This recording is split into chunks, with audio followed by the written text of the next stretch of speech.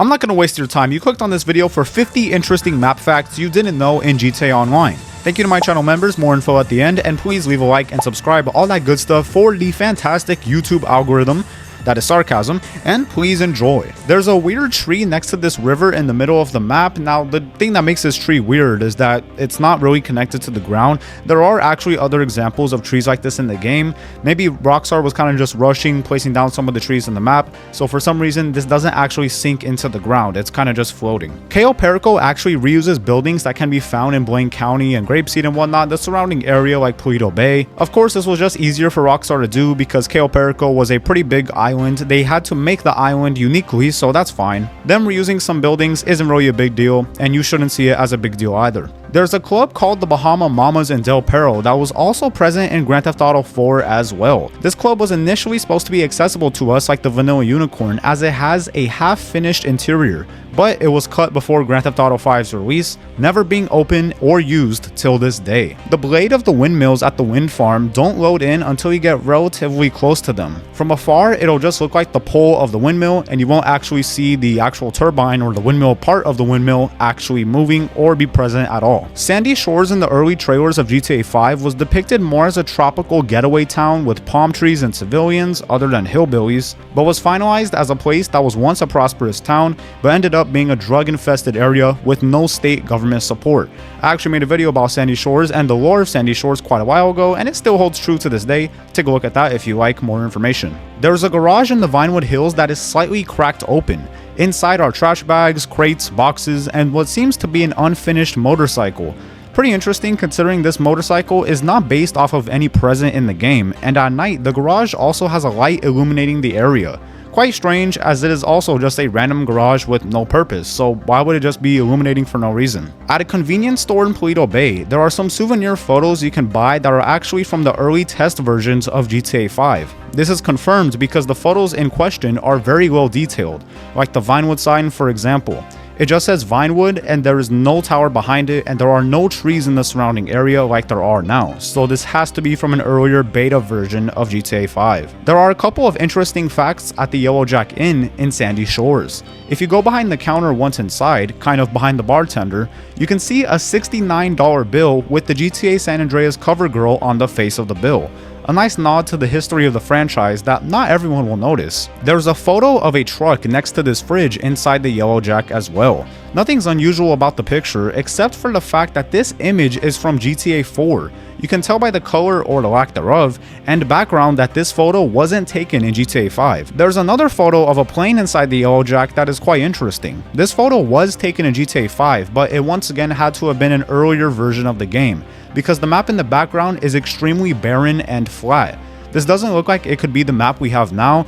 It actually looks kind of cool, kind of like the Salt Flats in Utah, but there are basically no decorations to the map at all. It's just a flat ground. The rusty tow truck can also be seen inside the Yellow Jack, but Nico is actually driving it here, which is pretty neat to see. It was clearly just a screenshot they took and uploaded it here, which is quite funny. They could have at least made him invisible, or maybe they wanted to have him here as a sort of Easter egg, which is probably the more likely cause. Inside the 24/7 stores are magazines that tell more about the tax situation in Los Santos. Governor candidate Sue Murray says that a tax increase is likely on the horizon, but in a magazine next to that one, it says that the current Los Santos governor claims that there are no looming tax increases on the horizon. Pretty interesting stuff, and no one ever pays attention to these, so you definitely didn't know about these. At the house next to the lighthouse, there are cleavers next to this dartboard that can actually be shot off the wall.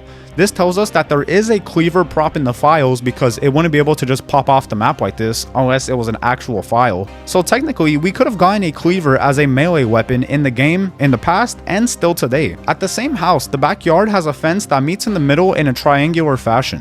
Rockstar decided to just cover it with a wooden construction barrier, which looks quite odd. This is the type of fence they were talking about in the math problems, I guess, because now you gotta solve some area to figure out how to cover this. At this control tower next to the quarry, there are computers with what I think is supposed to be live feed of various angles of the train tracks, but these are clearly screenshots, and I think it's strange that they even put an image here to begin with. They should have just put a black screen or static or something, and it would have had the same effect. The power station has a sign out front that says Los Santos Department of Green Power. I don't know what Rockstar considers to be green, but this plant is clearly not green at all. It's the complete opposite, probably mocking how real-life companies claim to be green and environmentally friendly, but are actually the complete opposite 95% of the time. GTA 5's map is much more detailed in story mode, particularly the streets of San Andreas.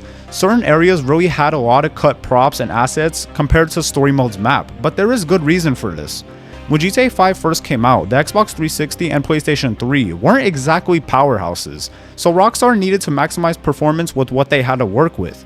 Especially considering the fact that you had to also house 16 players at the launch of GTA Online, which was the maximum amount allowed in a lobby at the time, not the 30 that it is today. So they cut assets from basically every street to make room for performance.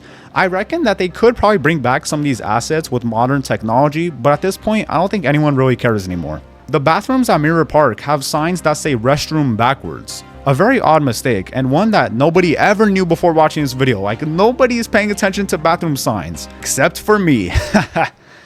Anytime you call a helicopter near this bridge in Blaine County, it will always spawn in the worst spot, right underneath the tracks here, which is very annoying. It could easily just spawn right on the street above, the trail nearby, anywhere else would be better than underneath the bridge here, but it will always spawn here regardless. Inside any ammunition with a gun range inside, there's a list of guns and their prices, of course. Some of these guns are the bullpup shotgun, the heavy rifle, and the pistol 50. This is fine and completely normal until you realize that this menu has been here since 2013 at GTA 5's launch. All of the guns I just listed were released long after 2013. So Rockstar teased these guns being released ever since 2013, and we never noticed until now. Inside the vanilla unicorn next to the bar, you can find the club rules. The rules are pretty standard, I would say, but one of the rules is that you must purchase a drink upon entry and purchase a drink every subsequent hour after that. Quite an odd rule, but I guess drunk customers are the best customers, but maybe not in a club. When Rockstar patches an out-of-bounds glitch on the map, they usually don't actually block the out-of-bounds entry. They just make it so you instantly die whenever you go through the out-of-bounds entrance, which is kind of the lazy way out, but it's perfectly fine.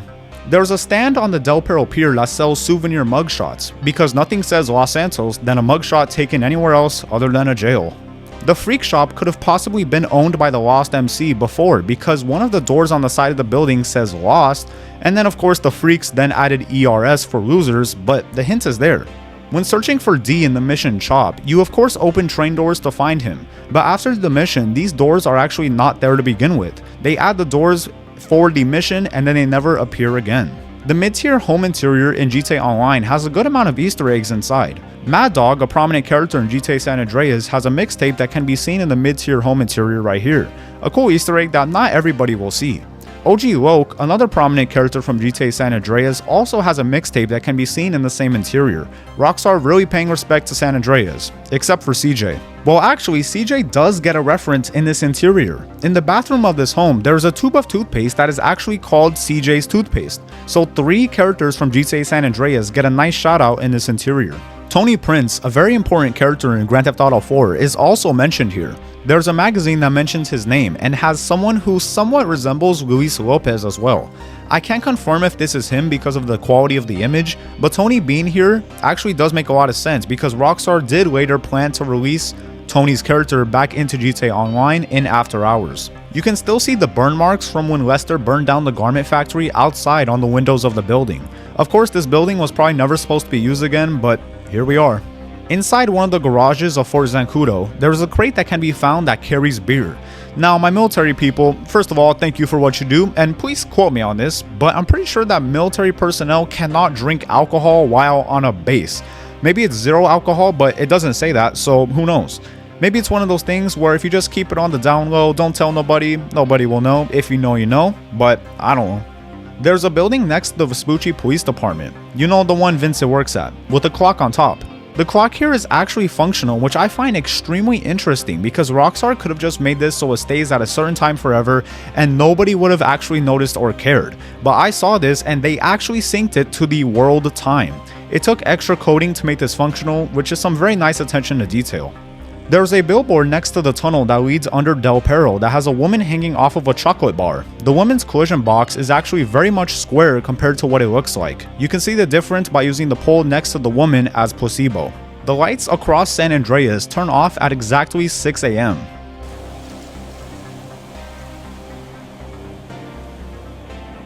You can really see the evolution of KOIAER into the map when you compare the old and the new casino parking lot. The old one had a lot of spaces that were wasted spaces and not zoned properly, and the new one has virtually no wasted spaces at all. The spaces themselves are better placed and there are more bushes and proper zoning. It may seem small, but this shows that they had time to even fix this to begin with. They couldn't get away with the old parking lot in today's age if it came out today. I mean, the game was from 2013, but people know that. I suggest watching my video on GTA 5's awful street design to see how bad some of these streets are though, because trust me, Rockstar was a little bit lazy in 2013. There's a magazine article that can be seen across San Andreas with a picture of Johnny's face on it. I was going to say it's an article on him because he's dead, but at this point he could possibly still be alive, as these articles can be found in the earlier stages of the game as well, so I can't confirm that. There's a giant lumberjack outside the lodge in Paleto Bay with a barrel of what I assume is beer. The cool thing is that if you actually shoot the barrel, alcohol will come out, which is some very nice attention to detail once again. They could have just made it to where, you know, wood flies out or whatever, but they actually made it so liquid falls out of it, which is very nice to see.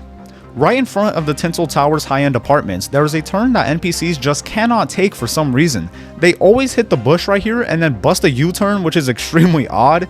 It must be some weird coding or something, because there should be no reason that NPCs do this specifically here and consistently. I mean, I've got like tons of clips like this. At Lucky Plucker locations, the menu can be found outside. What doesn't make sense is that the Horn Burger costs $3 and the Horn Burger with bacon costs $4.50, which means that adding bacon here costs $1.50 extra.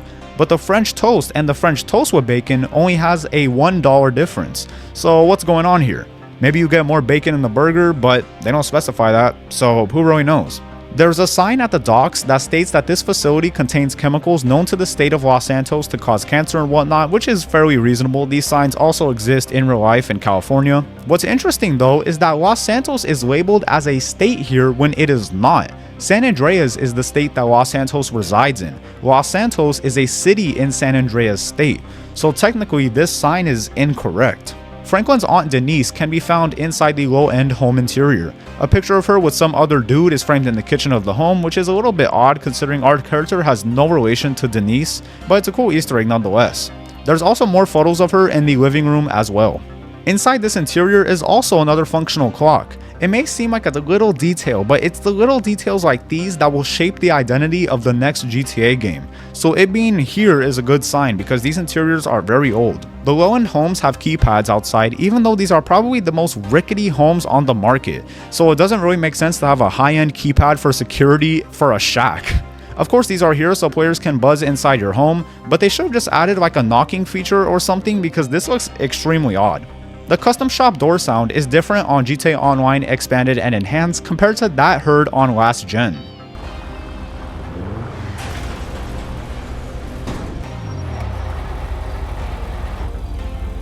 Inside the motel room that is used for various side missions and preps, most of the furniture doesn't have any collision to it. The bullets just go right through the furniture, which is very strange, but they probably didn't expect people to shoot the furniture to begin with, but I did.